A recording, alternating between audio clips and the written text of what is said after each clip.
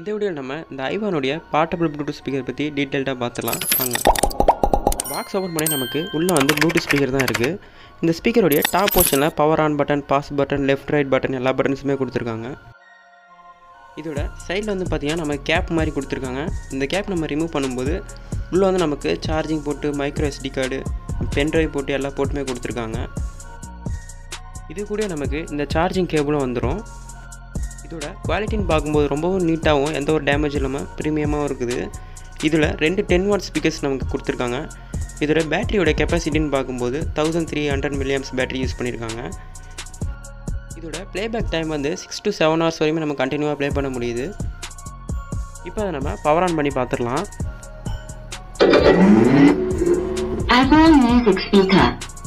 Audio check நம்ம பார்த்துடலாம் வாங்க.